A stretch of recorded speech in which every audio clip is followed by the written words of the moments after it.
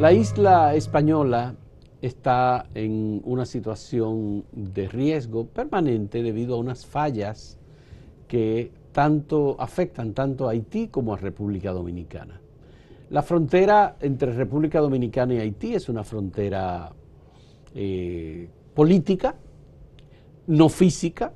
La isla es una sola y el sábado pasado a las 8:30 de la mañana se produjo un terremoto en el sur de Haití. Es un terremoto que ha tenido un efecto devastador en las edificaciones, las construcciones, viviendas. Más de 4.000 viviendas han sido destruidas, edificaciones como escuelas, hospitales, iglesias han sido destruidas y hay, por supuesto, una cantidad de personas fallecidas muy alta. Hemos invitado a Leonardo de Jesús Reyes Madera, que es ingeniero sismo resistente y además de ser ingeniero sismo resistente es el director de la Oficina Nacional de Evaluación Sísmica y Vulnerabilidad, adscrita a la Presidencia de la República. El ingeniero Reyes Madera es un permanente y cotidiano profesional que tiene toda su atención puesta en los temas sísmicos de República Dominicana y además es la persona que lleva los aspectos históricos de la sismicidad en el país. Siempre que hay que recordar un terremoto, un momento, una situación, Leonardo de Jesús Reyes Madera tiene un trabajo que publicamos en Acento. Así es. Muchas gracias, Leonardo, por aceptar esta conversación y lo primero que queremos preguntarte, ese tema de cómo ha sido tan destructivo en el sur de Haití. Por cierto, una zona con infraestructura aparentemente muy débiles. ¿Cómo se explica que haya habido, primero en el año 2010, un terremoto que afectó principalmente Puerto Príncipe y posteriormente en el sur se dé otro terremoto 10 años después, cuando hablamos de que la distancia entre un terremoto y otro es mucho mayor? Generalmente, si nos vamos a la historia, es como dices, o sea, el tiempo de recurrencia de un gran terremoto en la isla es más o menos unos 100 años. Estamos hablando de 2 terremotos de 7 o más. 7.2 en este caso. En 11 años. Sí. Pero eso hay que verlo con pinzas desde el punto de vista probabilístico. O sea, si nos vamos a la teoría de probabilidad, cuando tú haces un estudio de amenaza sísmica de una zona o de un país o de la isla, te vas a encontrar con que tú dices, bueno, ¿cuál va a ser el terremoto que vamos a utilizar para el diseño de las edificaciones? Que es el terremoto normal, que se estima que va a suceder cada 50 años o cada 500 años. O si te vas al extremo, ¿cuál es el terremoto máximo esperado? Que te vaya a 2.475 años. Entonces, ¿qué pasa? Si ahora eso lo hemos más o menos cuadrado en base a los sismos históricos, mira, más o menos cada 100 años aquí hay un terremoto de más de 7, cada 50 años hay un terremoto que anda por los 6.5. Entonces, se usan esos valores para diseño, desde el diseño normal, de la vivienda normal, hasta el diseño de las edificaciones que no deben de colapsar ni sufrir daños durante su vida útil, entiendas, escuelas, hospitales. Entonces, ¿qué sucede? Ahí, cuando yo te digo que hay que tomarlo con pinza, es por lo siguiente. La probabilidad te dice a ti eso, pero ¿qué pasa? Es tan cierto que se cumpla cada 100 años un ciclo de un terremoto grande, como es tan cierto que se pasen 400, 500 años y no ocurra, y también es cierto que en un año puedan ocurrir varios. Ya. Pero en este caso han pasado apenas 10 años. Sí, 10 años. De 2 terremotos ocurridos relativamente cerca en la isla. Sí. Uno en Puerto Príncipe en el año 2010, en ese hueco que se da ahí en el mapa nuestro, y el otro en la zona sur, que es como un pedazo que sale. Sí, una península. Una península. La península sur. Sí. ¿Cómo se explica una cosa y otra? Mira, en honor a la verdad, hay una serie de investigaciones que se están haciendo ahora. Incluso en estos días viene hacia acá el doctor Paul Mann y el doctor Eric Calais, que están dándole seguimiento al sistema de falla que está provocando esa actividad en Haití. Y siempre con la preocupación de qué pasa cuando pasa en este lado, porque hay una traza de falla que se llama Enriquillo Planting Garden, que es la que se supone que está acumulando toda esa energía y es una falla de movimiento horizontal. Ahora, ¿qué pasa? Estos terremotos se han dado fuera de esa traza de falla. Fuera de la falla Sí, Enriquillo. fuera, o sea, más arriba de la falla Enriquillo. Entonces, justamente venía leyendo un trabajo de Paul Mann, uno de los investigadores del Servicio Geológico de Estados Unidos, sobre ese problema que se está presentando ahí, que son como consecuencias laterales de esa gran actividad que se está haciendo ahí. Yo debo serte honesto, esas cosas conceptuales te las digo porque por la formación mía en la Sociedad Dominicana de Sismología e Ingeniería Sísmica, por más de 40 años, donde hay sismólogos, hay geólogos que han estudiado eso, pero esa no es mi área. Ya. O sea, mi área va orientada exclusivamente a decir, ok, si aquí viene un terremoto de tal magnitud, si yo soy capaz de hacer un edificio, de diseñar un edificio que resista ese terremoto. Claro, tú eres ingeniero sismo resistente. O si hay una edificación existente, entonces podemos evaluar esa edificación, determinar si es vulnerable al terremoto que estamos esperando y entonces decirte, mira, vamos a reforzarla por aquí, por allá, Ya. de forma tal de que cuando venga ese terremoto tú le puedas decir a tu gente, por ejemplo aquí, tranquilo, que si hay daño, pues por lo menos la vida, Dios delante, porque yo digo que hay un terremoto para cada edificio. Sí. Pero por lo menos tenemos esa posibilidad de prevención. Pero lo que hemos visto en Haití, las imágenes, los vídeos que se proyectan, las edificaciones destruidas, casas de un solo nivel caídas. Sí. ¿A qué se debe eso? Tú como ingeniero sismo resistente. Mira, hay que juntar varias cosas. Número uno, la localización del terremoto con respecto a la ciudad. Ya. Dice que era 10 kilómetros de profundidad. Ese es el segundo tema. O sea, ¿a qué profundidad es? Mientras más profundo, hay un impacto menor. Pero cuando tú lo tienes a 10 kilómetros, es como si te explotara un bucapié en los pies tuyos, ¿no? Uh-huh. Entonces, El agua, la tierra se pone... Hay un efecto mucho mayor. Uh-huh. Aparte de eso, hay un concepto que se llama interacción suelo-estructura. Es decir, qué tipo de suelo yo tengo y qué tipo de estructura yo tengo sobre ese suelo. Que eso ya es lo que se está utilizando hace muchos años, para el diseño de edificios altos y de edificios importantes. Ahora, ¿qué sucede? Hay otro aspecto, la calidad de la construcción, que no la podemos dejar a un lado. Porque si tú tienes conciencia sobre el tipo de suelo que tú estás edificando, tú puedes diseñar el edificio que tú quieras, tomando en cuenta esa interacción suelo-estructura.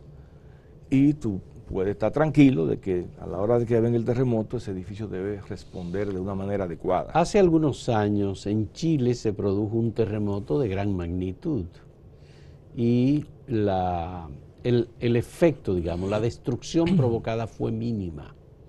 Parece que los modelos o las exigencias de construcción que tienen los chilenos digamos, prevé los terremotos y pudo Chile evitar una tragedia de mayor dimensión. Así es. ¿Es así? Así es, fíjate, en el 85, fíjate cómo va cambiando la cosa, porque yo cada vez que tengo la oportunidad de compartir en este tipo de temas, digo que la clave nuestra es ser humilde y ser abierto. Fíjate qué pasó con Chile. En el 85 tuvieron un terremoto. Ellos tenían unas normas sísmicas muy estrictas. En el 85 tuvieron un terremoto y no le pasó nada a sus edificios.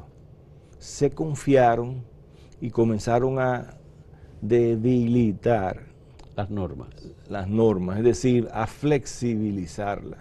Comenzaron a reducir los tamaños del espesor de los muros de hormigón, comenzaron a reducir el confinamiento de los aceros. ¿Y qué pasó en el 2010? Hay más de 100 edificios en Chile que hay que demolerlos, que están en eso. ¿Por qué? Porque entonces le colapsaron los edificios, digamos que cayeron dentro del rango de la filosofía del diseño sísmico, que es, tu edificio se va, en última instancia, se va a destartalar por todas partes, por decirlo en un lenguaje llano, pero no se va a caer y tú vas a salvar la vida. Sí. Pero ese edificio ya no sirve, hay que tumbarlo.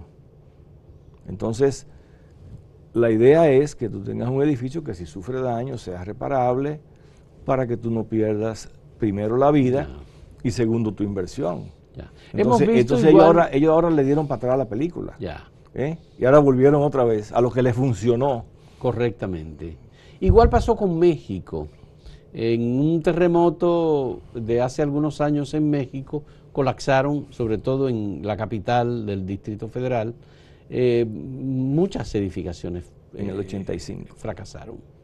Eso fue en el 85. Y los mexicanos saben mucho de terremotos, porque ellos tienen un nivel de sismicidad mucho mayor que cualquier otro país de la región. Fíjate el caso de México dio mucha luz en cuanto al problema que te conversaba de interacción sobre la estructura. Un terremoto en Michoacán a 400 kilómetros,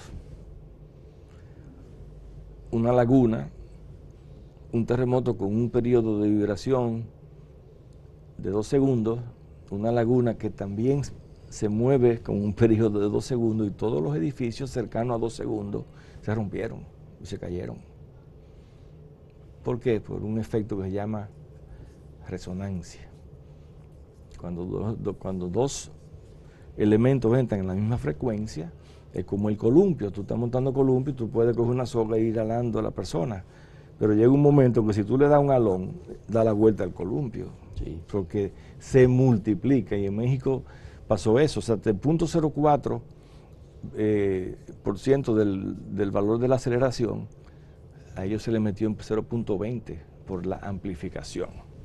Entonces, todas esas cosas se conocen hace tiempo. Depende de tu nivel de capacitación o tu nivel de formación o tu nivel de interés en el tema. Tú vas a diseñar edificaciones en función al tipo de suelo por el método de interacción suelo-estructura. Entonces, tú puedes hacer cualquier tipo de edificio en cualquier tipo de suelo, siempre y cuando sepas qué es lo que debes hacer. Desde el 70 para acá se viene diciendo suelo blando, estructura rígida. Por ejemplo, los prados, suponte tú, esos edificios de apartamentos que se hacían antes de 4 pisos, que eran muy rígidos. Estamos hablando del sector Los Prados del Distrito Nacional. Sí, claro. Donde es una tierra... Sí, que a cada rato que hay un socavón. Que hay un socavón, que hay un hueco. Entonces... sí, definitivamente Los Prados tiene... Pero esas cosas se saben desde el 70, desde el problema aquel que hubo en Japón de unos edificios que se volcaron por problemas de liquefacción de suelo. Entonces eso se viene estudiando. Ahora, ¿qué pasa? Esas cosas prácticamente no se reflejan directamente en los códigos. Y tú no puedes pretender que la aplicación de un código sea para especialistas. Entonces, salvo algunas edificaciones, tú te vas a encontrar que se tomó en consideración ese efecto suelo y estructura. Es decir, que en el caso de República Dominicana no es lo mismo construir en Los Prados que en Bellavista. No, definitivamente. Porque en Los Prados el suelo es un suelo arenoso, con una una estructura, digamos, de la Tierra que necesita unos polos de resistencia y de protección. Y si vas a construir ahí, debes estar consciente de eso para entonces dotar tu edificación de la resistencia necesaria para que te sobreviva a un terremoto. A que sobrevive a un terremoto. Distinto a una construcción en donde hay unas rocas marinas y otro tipo de edificación, otro tipo de estructura. Puede ser tierra, pero que no tiene el tipo de movimiento cuando tiembla la tierra. Correcto. Bien. Me gustaría saber, Leonardo, estas informaciones, estos videos que hemos visto, tú has visto muchos de los videos, ¿qué lectura tú tienes del tipo de construcción en Haití? Mira, por este caso de este terremoto del sábado pasado. Mira qué sucede en Haití. Yo tuve la oportunidad de ir muchas veces después del 2010, o sea, a raíz del terremoto del 2010. En Haití tú te encuentras con unas losas de este tamaño que están aligeradas, entre comillas, pero en lugar de usar ese foam que usamos aquí, ellos usan bloques de concreto. Eso te genera de por sí un peso enorme sobre los soportes que serían los muros. Los muros, ellos no utilizan acero prácticamente en los muros. Entonces, desde que hay un movimiento, ese gran masa se mueve y acaba aplastándote los muros. Sí. No obstante eso, luego del terremoto... El acero que usan es un acero muy débil. Yo vi la estructura, la estructura del concreto y lo que tiene dentro, y realmente son unas varillas muy, muy delgadas. Es por lo que te digo, que ellos prácticamente no usan acero en las paredes. Sin embargo, al César lo del César, después del 2010, por lo menos, en Puerto Príncipe, se cambió de una manera drástica el detalle de los aceros en las edificaciones nuevas. Pero Puerto Príncipe en este caso no sufrió. Lo que ha ocurrido es un colapso en el sur. Claro, claro, son ciudades que no se vieron afectadas de una manera tan importante en el terremoto anterior, y la construcción en Haití, donde quiera que tú vayas, vas a encontrar prácticamente lo mismo. Leonardo, me gustaría pasar a la parte de República Dominicana. Nosotros, como parte de la isla, obviamente decimos, pasó un terremoto en 2010 en Haití y volvió a ocurrir otro terremoto en el 2021 en Haití, 11 años después. Eso significa que la isla puede ser que no esté, digamos, expuesta en los próximos años a otro terremoto. ¿Nos liberamos los dominicanos de un terremoto fuerte? Mira, y eso no es de ahora, ni es por lo de ahora. O sea, aquí estamos hablando de que el último terremoto importante en el lado oeste de la isla fue el de 1946. 46, así es. 75 años. Sí. Yo digo, aún tenemos tiempo, y tenemos tiempo desde el 46, de ir viendo, de ir evaluando vulnerabilidades de edificaciones existentes, dado que el primer código sísmico surge aquí, fruto nació en Solosísmica ese código,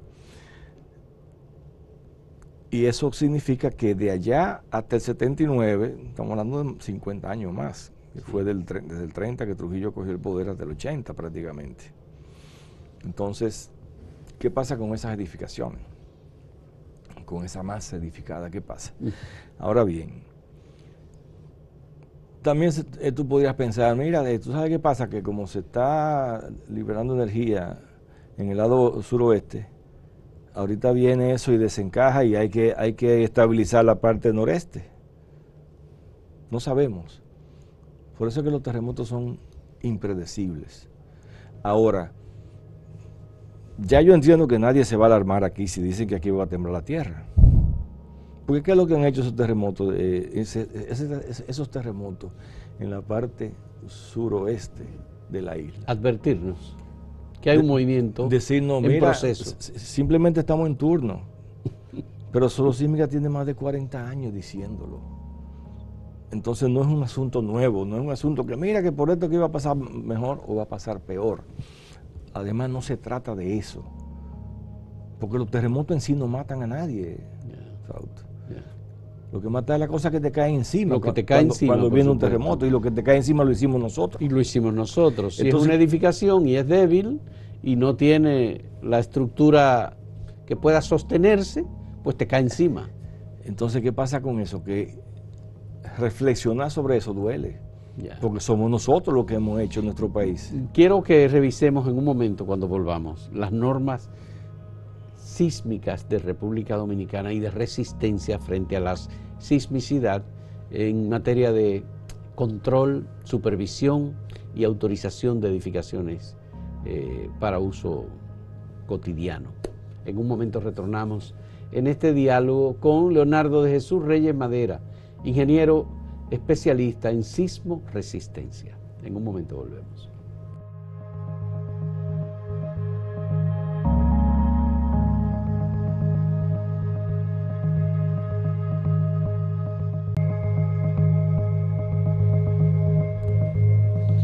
Leonardo de Jesús Reyes Madera, ¿qué está haciendo la Oficina Nacional de Evaluación Sísmica y Vulnerabilidad para que se cumplan las normas, y cómo se está coordinando con el Ministerio de Obras Públicas, que es el que supervisa, conjuntamente con el gobierno local, el ayuntamiento, las construcciones y las altas y bajas edificaciones que se están haciendo, que son muchas en la capital? Esa es una pregunta muy buena, porque sucede que esa oficina que fue creada en el 2001 por el ingeniero Rafael Corominas Pepín, que paz descanse, y que fue apoyada y soportada por Sodosísmica en sus inicios. Los 18 años pasados se dedicó a otras cosas, en el sentido de que no tuvo un solo profesional del área que la dirigiera. ¿Cómo va a ser, por Dios? Entonces, estamos, digamos, rehaciendo la oficina. Ahora es que se está rehaciendo. Luego del ingeniero Corominas. Luego del ingeniero Corominas, se está rehaciendo. Por ahí pasaron ahora arquitectos, pasaron administradores, pasaron abogados, pasó todo lo que fuera político y que no tuviera que ver con el área. Hasta ahora que, gracias a la anuencia del presidente, dijo: aquí hay un tipo que ha vivido voceando en una esquina y que hay que hacer las cosas. Y me dijo: ven, mira, tú que voceas. Leonardo, ven, tú que eres el que... Sí, tú que voceas tanto, sí, has dicho siempre tantas cosas, ven, y realmente te puedo decir que sí, yo le agradezco a los anteriores directores, porque mantuvieron la oficina. Mantuvieron la oficina. Por lo menos la oficina existe, ¿no? Sí. Pero tú sabes lo que representa como riesgo poner un ingeniero estructuralista a hacer una trepanación craneal, por ejemplo. ¿Verdad que sí? Sí, pero no lo puede hacer. La oficina se dedicó a lo que podía, porque no te puedo criticar ni hablar mal de los directores pasados. Bien. Okay. Al contrario, agradezco eso. Ahora bien, ¿qué se está haciendo ahora?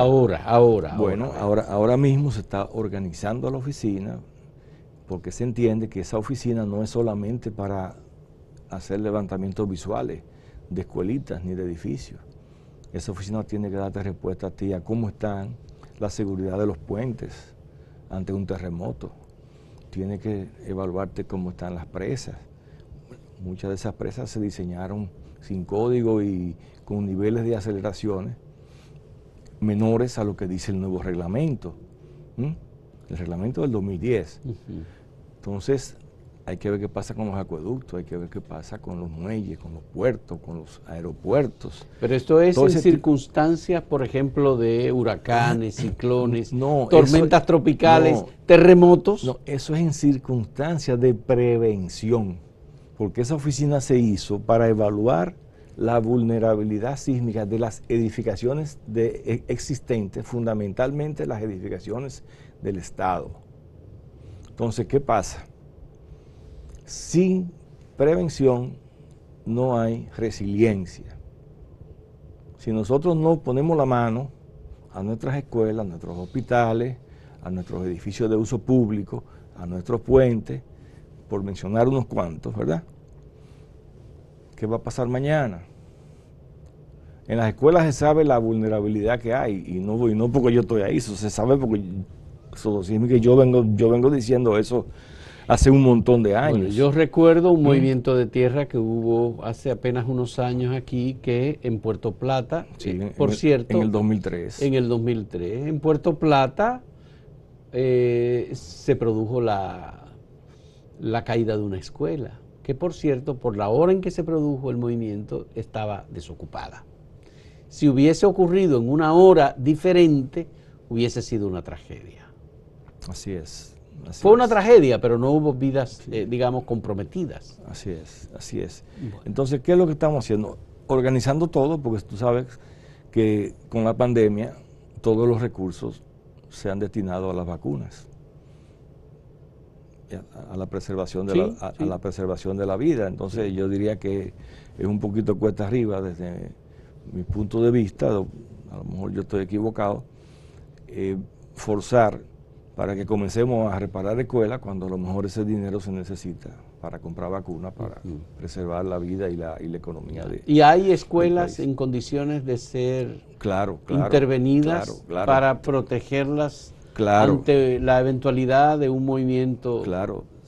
El hecho de que yo esté dirigiendo la oficina no quiere decir que yo no soy yo, porque yo no soy el cargo. Ya.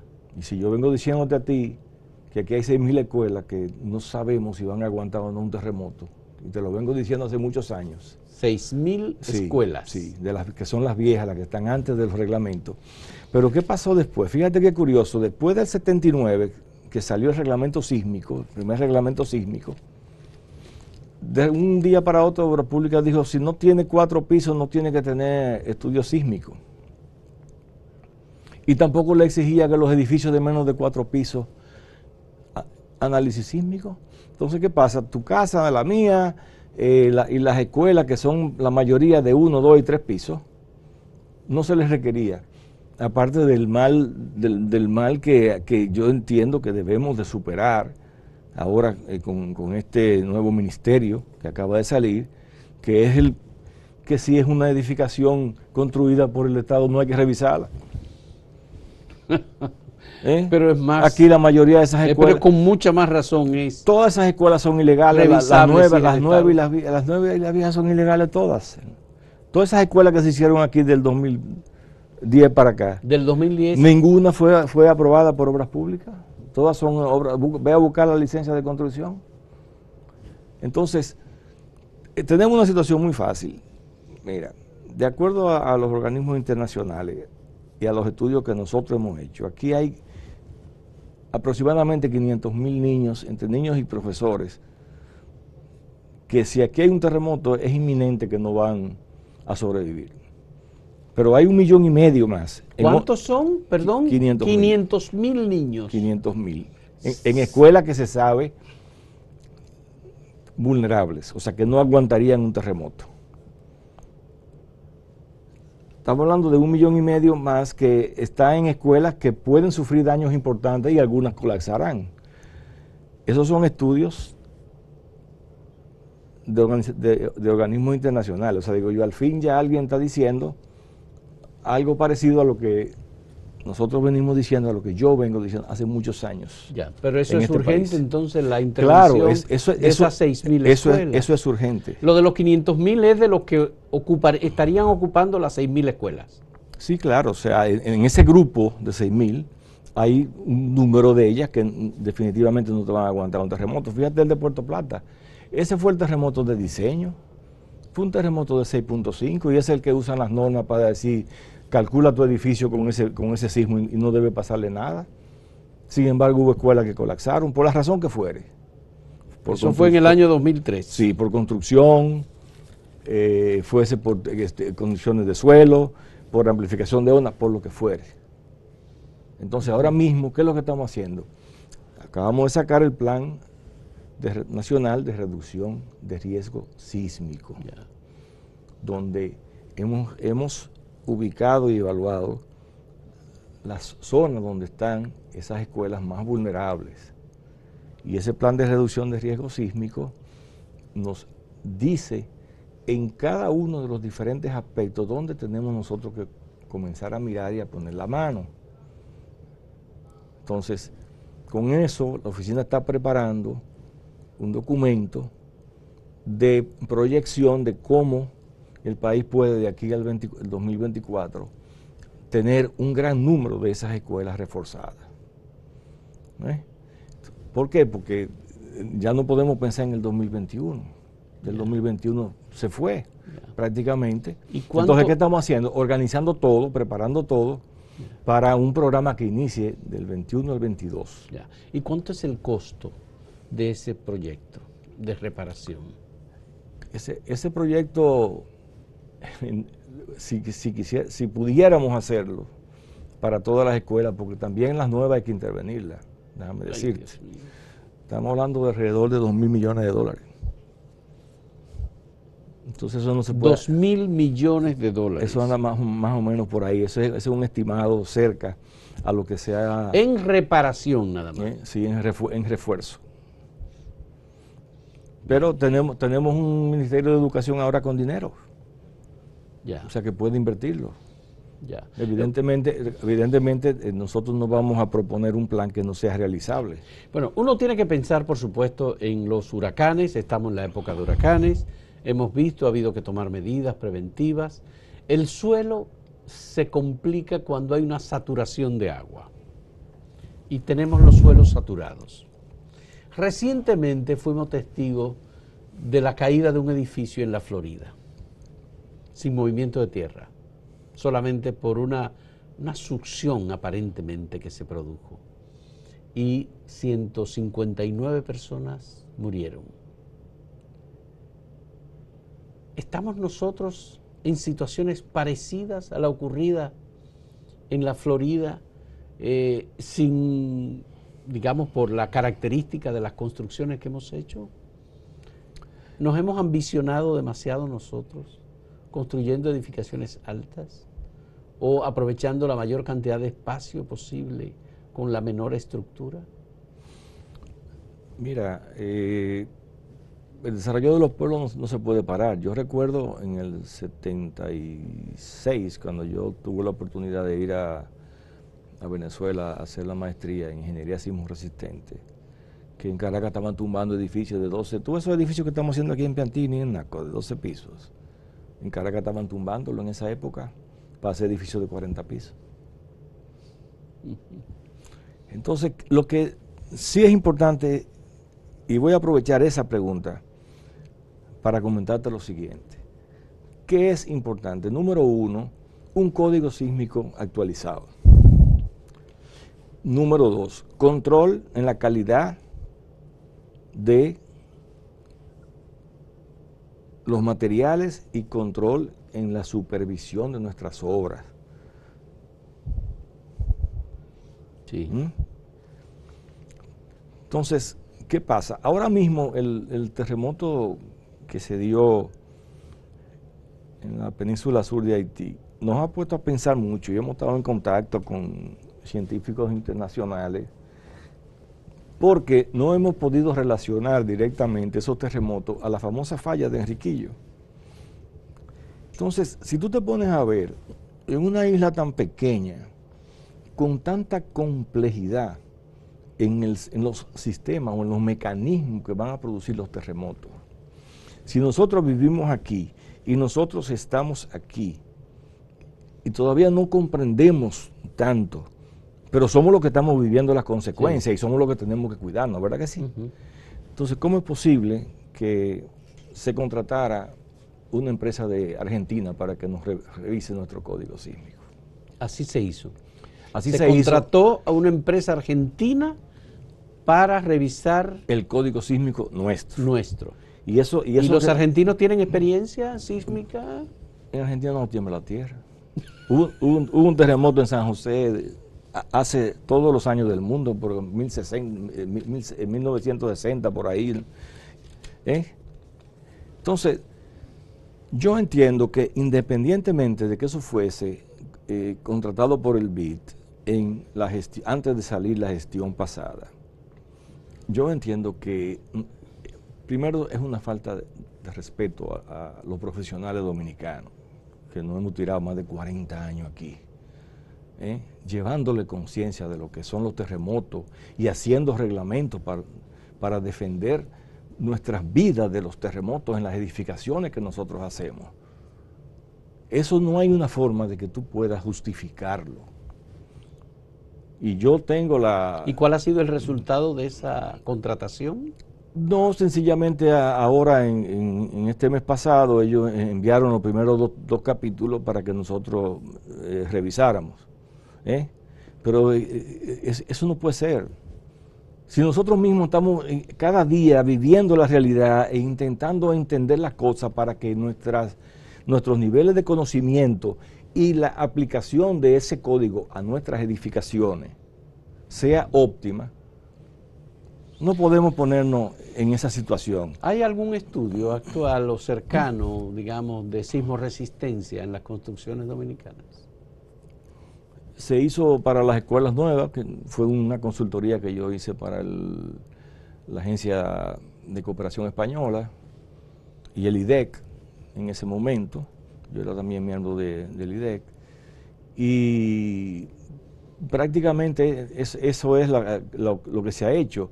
En el 2003, cuando el terremoto de Puerto Plata, vino una comisión del Departamento de Estado de los Estados Unidos y sí hicieron una evaluación de un grupo de edificios en Santo Domingo, y eso está ahí eso está escrito en alguna parte donde ellos decían la vulnerabilidad que esperábamos, que debíamos esperar en muchas de nuestras edificaciones, sobre todo aquellas que tienen los parqueos en el primer piso. Ya. Hay muchas edificaciones, de eso te quería preguntar. Muchas edificaciones se han hecho en República Dominicana con parqueos en el primero y en el segundo piso. Esas edificaciones se hacen unas excavaciones y sobre esta parte, bueno, pues se eleva luego la construcción de las edificaciones, las viviendas. Normalmente el soporte de esas edificaciones son estructuras columnas, y uno dice, bueno, esto realmente resistiría. Mi pregunta a ti es, cuando tú ves una edificación soportada en unas columnas, 8 columnas, ¿es resistente ante un terremoto eso? Hay que esperar el terremoto, Fausto. Es lo que o sea, mira, yo soy una persona que quiero respetarme a mí y a mi profesión. Y yo no puedo decirte, esto se va a caer, esto no se va a caer. Porque yo digo que hay un terremoto para cada edificio, hace mucho tiempo. Sí. Entonces, ¿qué pasa? Suponte que ese edificio que tú acabas de describir, se haga un estudio de vulnerabilidad. Y digan, mira, ese edificio necesita ser reforzado porque sí es vulnerable. O puede que digan, no, ese edificio, aunque se vea así, está bien. Porque hay procedimientos, desde un procedimiento visual, que en 15 minutos tú llenas un formulario y suma los números y te va a decir, mira, si es vulnerable o está bien, no es vulnerable. Hasta métodos más sofisticados, manuales, paso por paso, que tú puedes hacer para aplicarle a un edificio. Pero ¿cuál es la esencia de esto, de hacer eso? Si es vulnerable a tu edificio donde tú vives o donde yo vivo, lo correcto es hacer un estudio de vulnerabilidad. Ver con qué elementos, o sea, qué elementos yo necesito colocarle adicionalmente a ese edificio para que cuando venga el terremoto, la gente mía que vivía ahí esté tranquila. Y la pregunta sería, ¿los ingenieros estructuralistas son utilizados en el diseño arquitectónico de República Dominicana? Claro, o sea, se supone que todas esas torres pasaron por el Ministerio de Obras Públicas y el Ministerio de Obras Públicas te requiere a ti la aplicación del código sísmico. Ya. ¿Hay alguna experiencia en el Ministerio de Obras Públicas de eliminar alguna edificación, de tirarla abajo por fallos en su construcción? ¿Se conoce algo de eso? No, que yo sepa, no. No. Que yo conozca, no significa eso que no se haya hecho en otro momento. Pero esa no ha sido o sea, yo no tengo conocimiento de eso. Recuerda de que Obras Públicas es la institución que da la licencia, que otorga la licencia de construcción. Y se supone que hay que pasar un tamiz completo, no solamente con la estructura, sino con la parte eléctrica, sanitaria, estudios geotécnicos. Ya. O sea que eso... sí, ciertamente hay muchos elementos que forman parte del esquema de seguridad para cualquier construcción, en donde por supuesto normalmente vive gente, cientos de personas. La edificación que cayó en Miami estaban durmiendo en ese lugar cuando cayó el edificio. 159 personas desaparecidas. Mira, desaparecidas, aplastadas, sencillamente que pocos cuerpos se pudieron recuperar. Y se vio claramente el comportamiento del edificio. Déjame darte una información. Nosotros teníamos aquí el Hospital José María Cabral Ibáez. En Santiago. En sí. Santiago. Y ese hospital acaba de ser reforzado. Sí. ¿Por qué? Porque ese hospital tenía el mismo sistema estructural de ese edificio. Pero ¿qué diferencia hay entre el Cabral Ibáez y ese edificio? El de Miami, ¿no? Sí, y el de Miami. Sí. Que aquí tiembla la tierra y allá no. Entonces, ¿qué pasó en México 85, que lo mencionamos hace un rato? Que se cayeron 8 hospitales iguales que ese. Porque esos elementos de las losas apoyadas simplemente sobre columnas Sí. no tienen capacidad para resistir la fuerza sísmica. Si tú no lo ayudas con elementos adicionales. Capaces de resistir esa fuerza sísmica. Sí. Entonces, gloria a Dios, al fin se reforzó ese hospital. Después que todos los estudios que se hicieron sobre índice de seguridad hospitalaria con OPS, OMS y el Ministerio de Salud Pública decían que ya ese hospital había colapsado y que ese hospital había que sacarlo de ahí y hacerlo un hospital que se compadeciera con las nuevas necesidades de la región. Sí. Sí. Pero se empecinaron en que tenía que hacer ahí, que había que reforzarlo. Y yo que desde el 85 estoy diciendo que hay que meterle la mano al hospital a la hora de que como evaluador de hospitales seguros llegamos a la conclusión de que es preferible sacarlo de ahí que reforzarlo. Se optó por el reforzamiento. Se optó por el reforzamiento, entonces no es a mí que me toca. Ya. Si tú lo vas a reforzar, venite a decir ahora, porque tengo 30 años diciendo que lo refuerce. No lo refuerces, no vamos a hacerlo. Incluso yo fui la persona en quien se delegó la responsabilidad de revisar la estructura que se estaba proponiendo para el refuerzo. Ya. Y adecuar los detalles a la nueva exigencia de hoy. Qué bien. Vamos a hacer una última pausa en este diálogo con Leonardo de Jesús Reyes Madera, ingeniero sismo resistente y director de la Oficina Nacional, a ver, ¿cómo es el nombre? De Evaluación Sísmica. La Oficina Nacional de Evaluación Sísmica y Vulnerabilidad, adscrita a la Presidencia de la República. En un momento volvemos.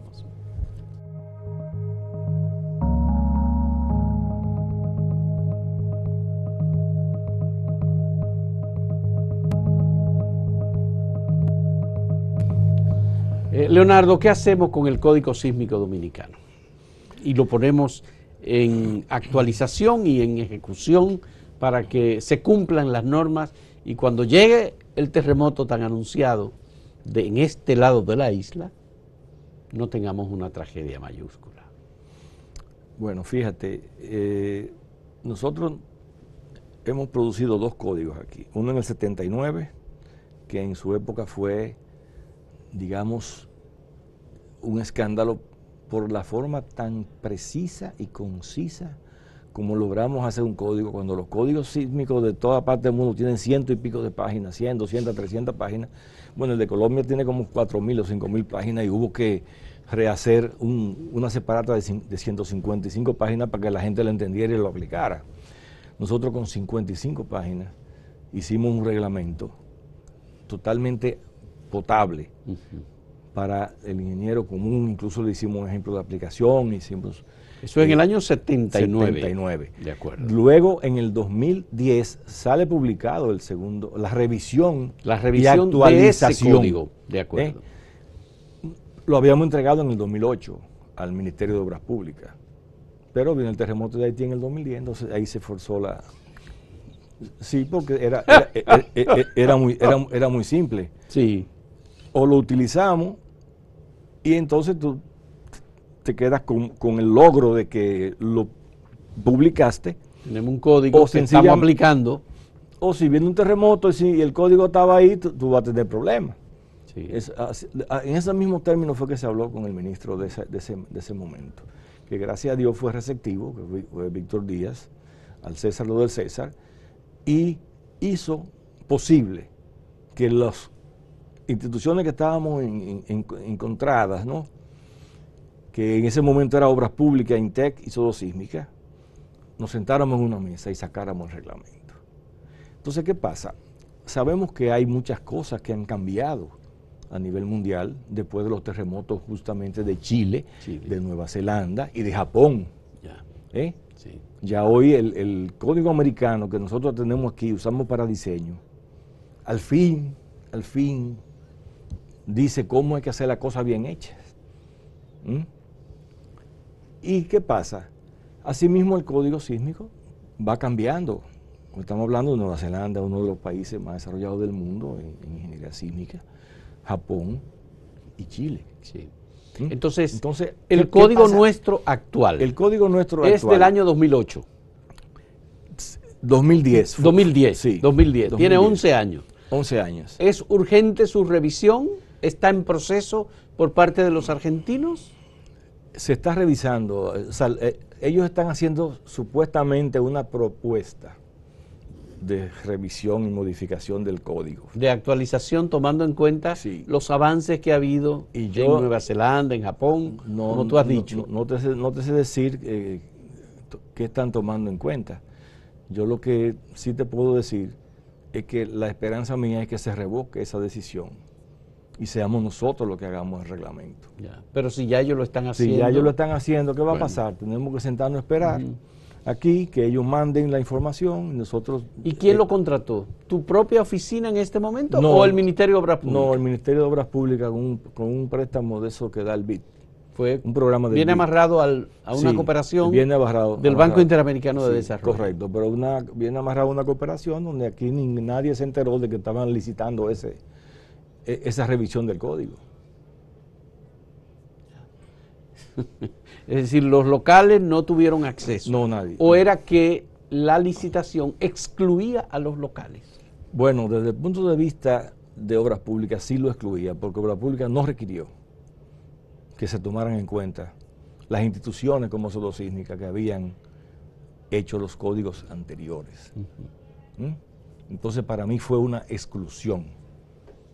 De los dominicanos, sí, o sea, los especialistas dominicanos. Fue una permisividad ante el organismo internacional, no tomar en cuenta a los ingenieros dominicanos que habíamos trabajado en todos los reglamentos que se han hecho aquí y pensar que si contratan a un ingeniero de aquí, ya cumplieron con el país. Bien, ¿hay posibilidad de que como resultado del esfuerzo, el trabajo y la calidad de lo que se presente para la modificación en esta administración se aplique una modificación al Código Sísmico Dominicano? Claro, nos toca a nosotros los dominicanos recibir ese trabajo. Y nosotros entonces, a través de las vistas públicas que se hacen, antes de convertirlo en ley o en reglamento oficial, entonces sencillamente tendremos que aportar lo que entendamos, porque tampoco podemos permitir que nos vengan a imponer algo en una isla tan compleja, con 14 fallas activas, a que tú vengas a traer importado un... Bien. Leonardo, hay un tema que no puedo dejar de preguntártelo, porque cuando se endurecen las normas y los códigos sísmicos, normalmente encarecen los costos de la construcción. En un país con un déficit de vivienda de más de 1 millón de viviendas, ¿cómo se resuelve eso? ¿Cómo se ve eso? Y cuando hemos tenido una inflación importada de los materiales de construcción. Eso es correcto y es una de las preocupaciones. Ya con 11 años de experiencia aplicando el reglamento, ver cómo se pueden ir ajustando las cosas. Tú sabes que esto es prueba y error. Ahora bien, la presencia de un reglamento sísmico no necesariamente te encarece el costo de la obra bruta. Recuérdate que la obra bruta es un 25 a un 30% de lo que cuesta hacer el edificio completo. O sea, el esqueleto anda por un 30% o menos. Ahora, ¿qué pasa? Si tú comienzas a violar el reglamento te va penalizando. Y entonces tú vas a obtener edificios más caros, pero no necesariamente porque el reglamento te lo hace más caro, sino porque tú pretendes seguir con la práctica ya cada día más en desuso de países más desarrollados, que te dicen a ti cómo concebir la estructura para soportar un terremoto, para que sea eficiente y para que sea económica. Ya. Pero podría no ser negocio para los constructores en general, determinadas edificaciones con unos niveles de exigencia de un código muy duro que implique, obviamente... Bueno, pero fíjate que aquí no se ha parado la construcción y todo el mundo se ha quejado o sea, mucha gente se ha quejado del código que penaliza, que te obliga a esto, te obliga al otro. No, el código es lo que te está a ti garantizando que tu edificio sea más seguro. Ya. Pero, ¿qué pasa con las viviendas de bajo costo? ¿Qué es lo que la clase media y sectores tienen posibilidad de acceder? Tienen un matiz diferente, porque tú una casa de un piso o un edificio de 3 o 4 pisos no lo vas a penalizar como tú penalizas una torre de 12, 15 o 20 pisos. Son cosas muy diferentes.